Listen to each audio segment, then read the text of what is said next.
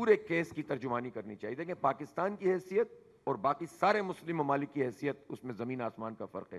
ہم بنے نظریے پر ہیں, وہ حالات کے جبر میں بنے ہیں سب, یا پہلے سے تھے.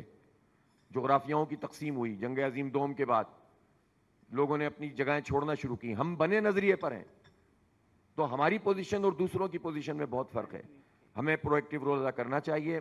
ہم رول ادا کریں گے, اللہ تعالیٰ انشاءاللہ ہمارے مسائل کو بھی حل کرے گا. یہ اس کا وعدہ ہے. جب ہم اس کے راستے میں کام کرتے ہیں تو زمینیں خزانہ اگلتی ہیں, آسمان سے اس کی رحمتیں نازل ہوتی ہیں. ہم کیوں اللہ پر بھروسہ نہیں کریں؟ گناہ گار ہیں, خطا کار ہیں, بہت غلطیاں کرتے ہیں, لیکن ایک دفعہ بھروسہ کریں, اللہ تعالیٰ راستہ بنائے گا. اس لیے میں اب بہت ساری چیزیں چھوڑتے ہوئے بس یہ عرض کرنا چاہتا ہوں کہ شنگھائی کانفرنس ہو رہی ہے, اس میں بھی کیس پٹ اپ کریں اور انڈیا کو آئسولیٹ کریں.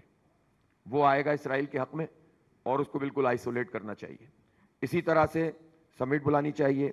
ہیومن رائٹس کے میدان پہ بہت کام کرنے کی ضرورت ہے, اور کتنے لوگ ہیں جو اس پر کام کر رہے ہیں اور انہوں نے اپنی پوری پوزیشن لی ہوئی ہے.